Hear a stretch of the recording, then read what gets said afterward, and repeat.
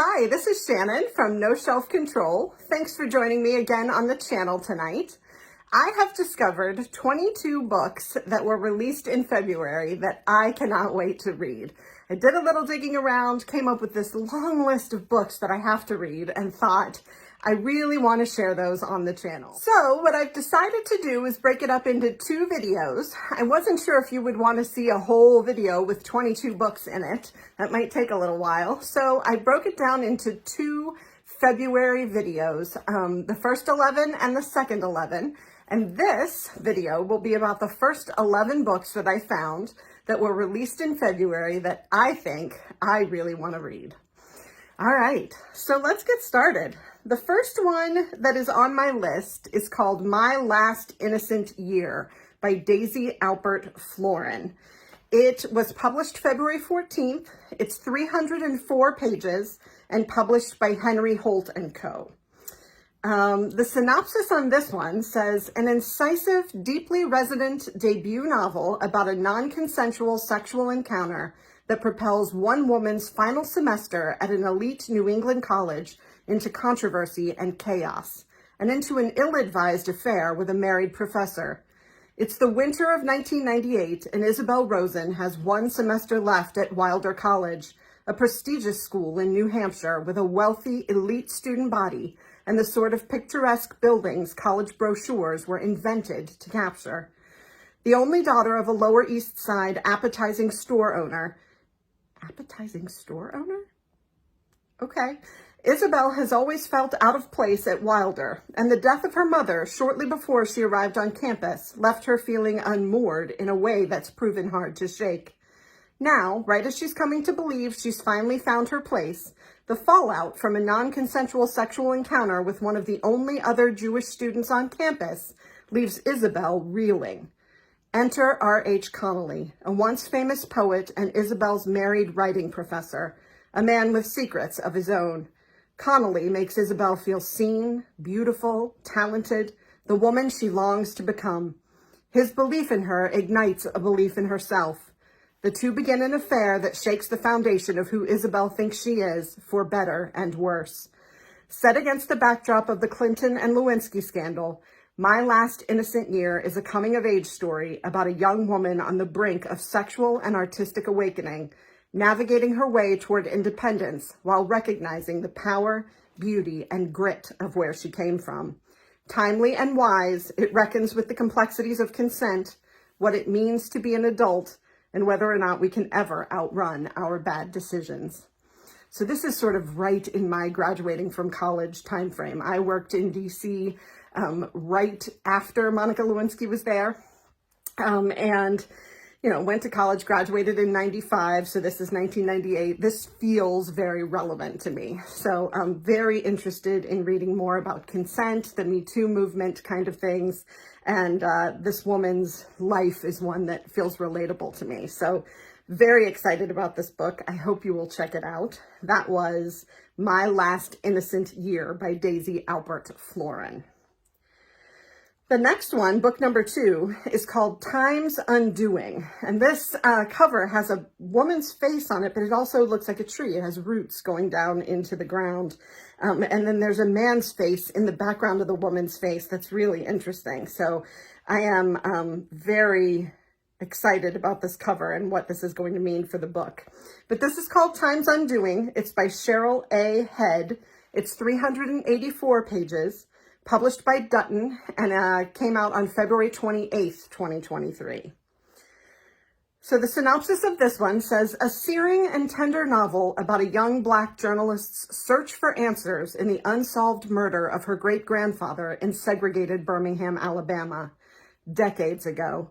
Inspired by the author's own family history, Birmingham, 1929.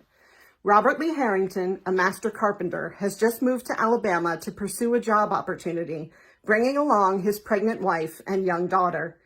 Birmingham is in its heyday, known as the Magic City for its booming steel industry, and while Robert and his family find much to enjoy in the city's busy markets and vibrant nightlife, it is also a stronghold for the Klan.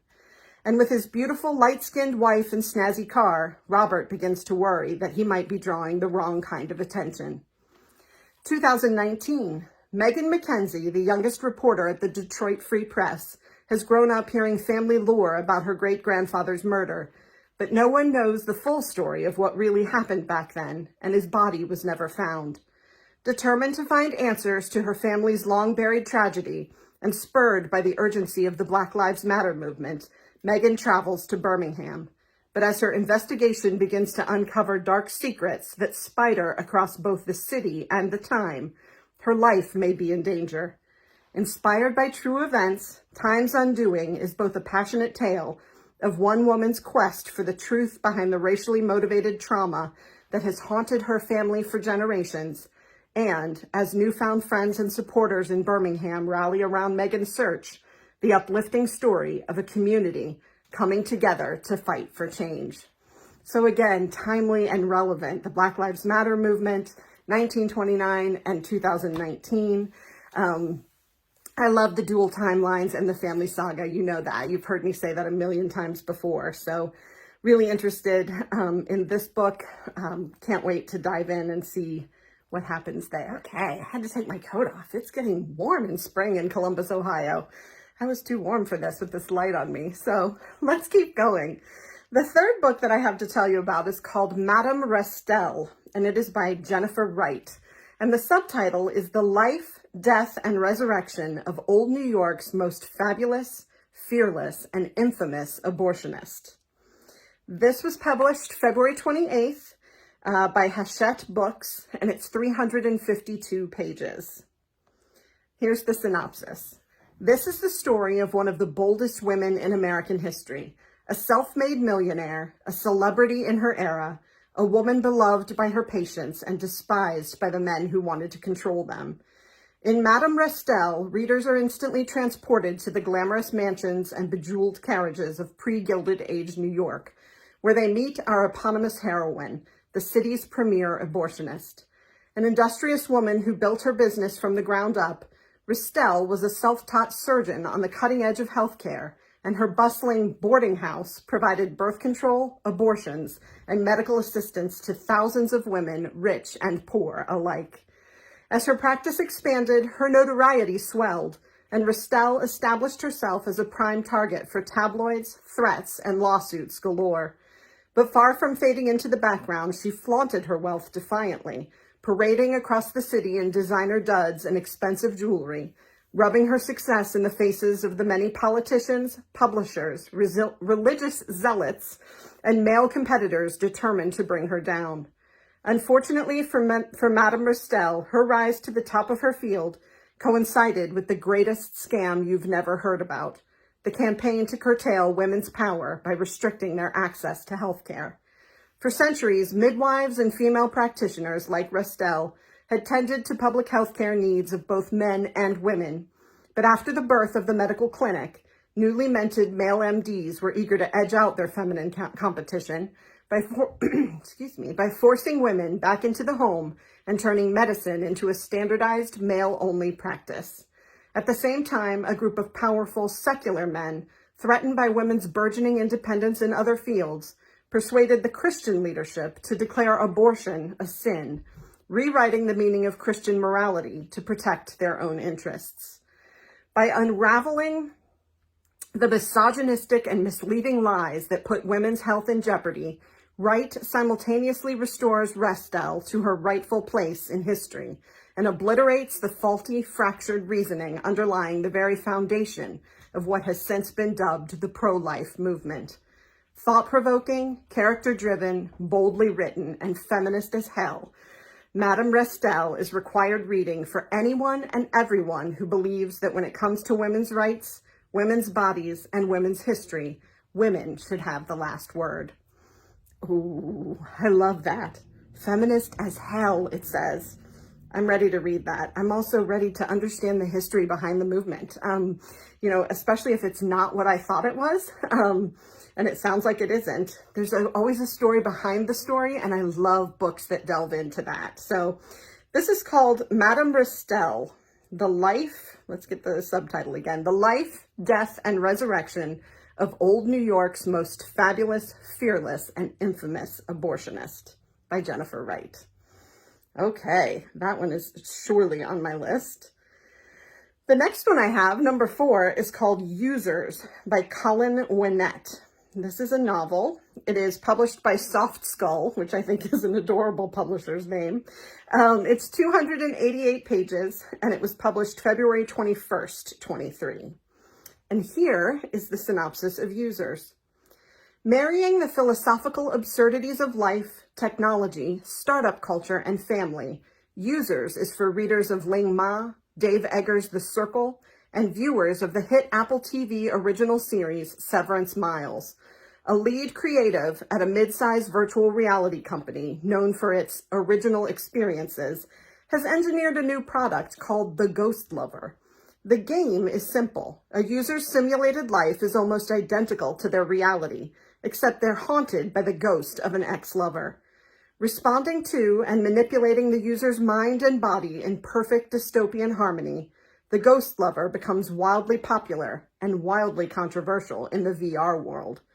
When Miles receives a series of anonymous death threats, typed notes sealed in envelopes with no postage or return address, paranoid panic begins blurring his own sense of reality, catalyzing the collapse of his career, his marriage, and his relationship with his children.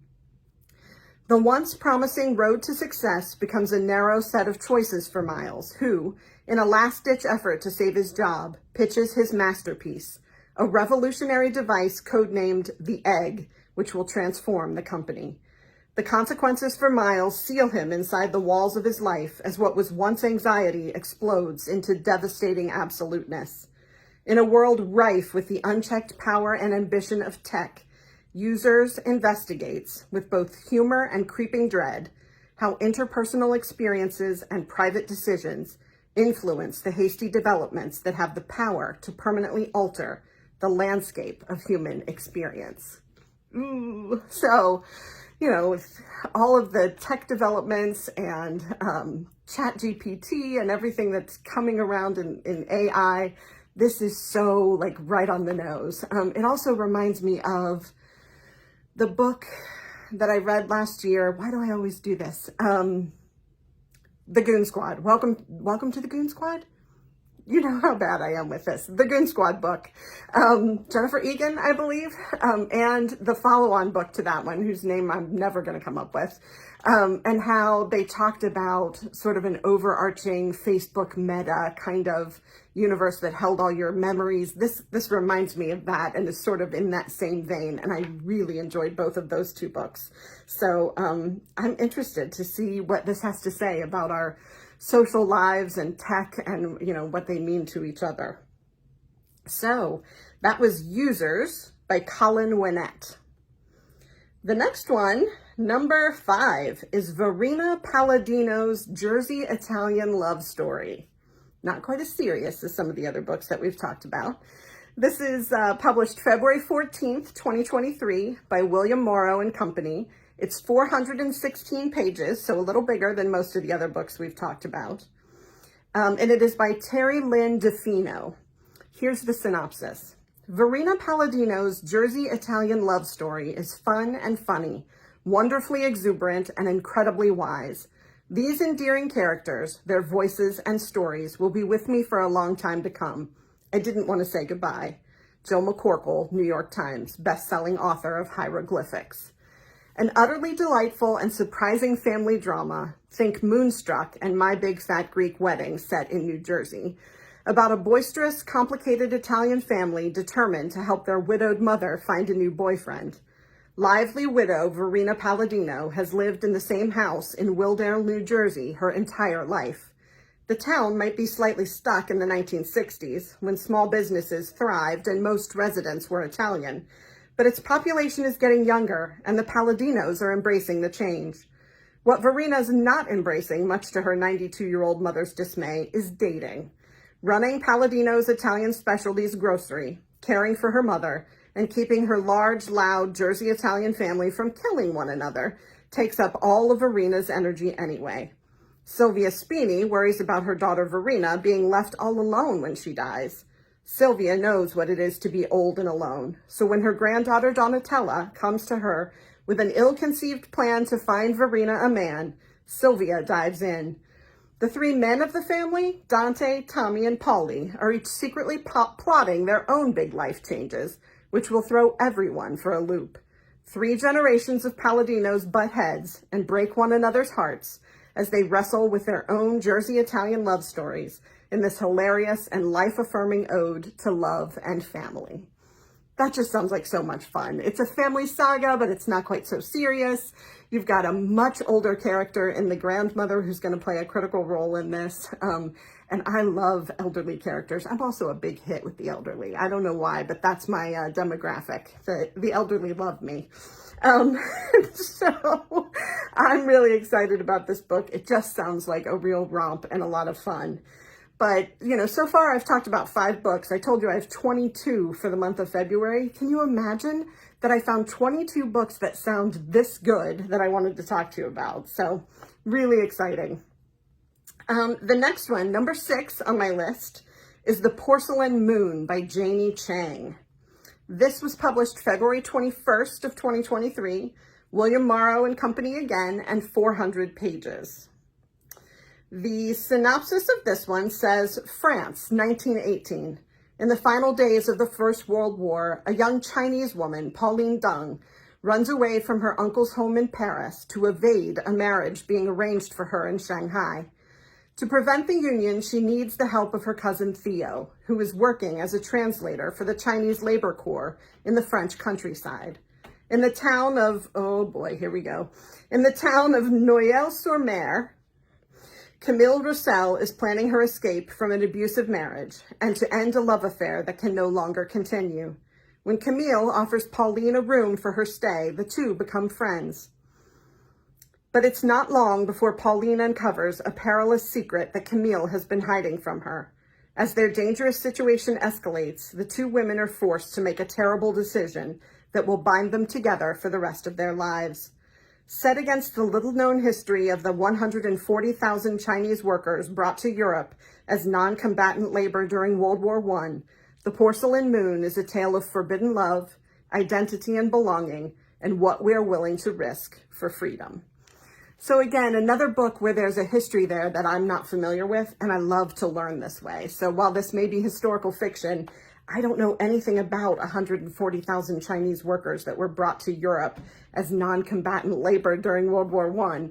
And that's an interesting story to me, especially as told through the eyes of these two women, one French and one Chinese. So again, another exciting opportunity and something more for me to put on my TBR. Number 7 on my list is The Woman with the Cure by Lynn Cullen.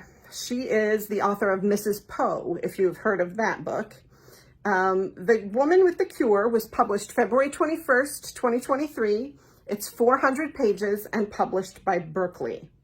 So now you see why I'm not doing all 22 in one video. It would take forever and you would get bored. Now you'll have a second video to come and watch of exciting books that have come out in February. All right, The Woman with the Cure by Lynn Cullen. She gave up everything and changed the world. A riveting novel based on the true story of the woman who stopped a pandemic from the best-selling author of Mrs. Poe. In 1940s and 50s America, polio is as dreaded as the atomic bomb. No one's life is untouched by this disease that kills or paralyzes its victims, particularly children. Outbreaks of the virus across the country regularly put American cities in lockdown. Some of the world's best minds are engaged in the race to find a vaccine. The man who succeeds will be a god. But Dorothy Horstman is not focused on beating her colleagues to the vaccine. She just wants the world to have a cure. Applying the same determination that lifted her from a humble background as the daughter of immigrants to becoming a doctor, often the only woman in the room, she hunts down the monster where it lurks, in the blood. This discovery of hers, and an error by a competitor, catapults her closest colleague to a lead in the race. When his chance to win comes on a worldwide scale, she is asked to sync or validate his vaccine and to decide what is forgivable, and how much should be sacrificed in pursuit of the cure. Very interesting. I can't say for sure, but I believe that this is based on a true story. I know that it's fictionalized, but I believe that there is a Dorothy Horstman who was involved in this kind of search for a cure for polio, and that some parts of this are true. It's always interesting for me when I'm reading a book like this to do the research and find out which parts are true and which parts aren't. So if you enjoy doing that as well, this might be a great book for you. The next book on my list for tonight is number 8, Nocturne by Alyssa Wees. Published February 21st, 2023 by Del Rey, and it is a slim 240 pages. So this one says, in this haunting lyrical fantasy set in 1930s Chicago, a talented ballerina finds herself torn between her dreams and her desires when she's pursued by a secretive patron who may be more than he seems. Growing up in Chicago's Little Sicily in the years following the Great War, Grace Dragota has always wanted to be a ballerina, ever since she first peered through the windows of the Near North Ballet Company. So when Grace is orphaned, she chooses the ballet as her home, imagining herself forever ensconced in a transcendent world of light and beauty, so different from her poor immigrant upbringing. Years later, with the Great Depression in full swing, Grace has become the company's new prima ballerina, though achieving her long-held dream is not the triumph she once envisioned. Time and familiarity have tarnished that shining vision, and her new position means the loss of her best friend in the world. Then she attracts the attention of the enigmatic Master La Rosa as her personal patron, and realizes the world is not as small or as constricted as she has come to fear. Who is her mysterious patron, and what does he want from her? As Grace begins to unlock the Master's secrets, she discovers that there is beauty in darkness as well as light, finds that true friendship cannot be broken by time or distance, and realizes there may be another way entirely to achieve the transcendence she has always sought. Now, if you look at the cover of this book, I thought that perhaps, so you've got the ballerina with the almost like Beauty and the Beast kind of visual there in the middle, and a house that makes up the bodice of her dress. I thought this might be fantasy, and I probably was going to dismiss it, I don't know why, out of hand until I read the synopsis. And then I was like, ooh, ballet and a patron, 1930s Chicago, this is something I could get into. So not a fantasy book at all, as far as I can tell, and something I'm very interested to read. Also a very beautiful cover. So let's check that one out. Number 9 on my list, we have 3 more, 9, 10, and 11. Number 9 is Stone Cold Fox by Rachel Collar Croft. And that was published February 14th, 2023 by Berkeley Books, 368 pages. Here is the synopsis of Stone Cold Fox. A compelling debut novel about an ambitious woman who, after a lifetime of conning alongside her mother, wants to leave her dark past behind and marry the heir to one of the country's wealthiest families. Like any enterprising woman, Bee knows what she's worth and is determined to get all she deserves. It just so happens that what she deserves is to marry rich. After a lifetime of forced instruction in the art of swindling men by her mother, Bee wants nothing more than to escape her shadow, close the door on their sordid past, and disappear safely into old money domesticity. When Bee finds her final mark in the perfectly dull, blue-blooded Colin, she's ready to deploy all her tricks one last time. The challenge isn't getting the ring, but rather the approval of Colin's family and everyone else in their tax bracket, particularly his childhood best friend, Gail. Going toe-to-toe with Gail isn't a threat to an expert like Bee, but what begins as an amusing cat-and-mouse game quickly develops into a dangerous chase. As the truth of Bee's past threatens to come roaring out, she finds herself racing against the clock to pass the finish line before everything is exposed. And this is another cover with the rings on her fingers and the sort of James Bondy, kind of look. And it says she's coming for what she deserves. So this is more of a, mysterious, not necessarily a thriller, but, cat and mouse, as it says, a cat and mouse kind of story.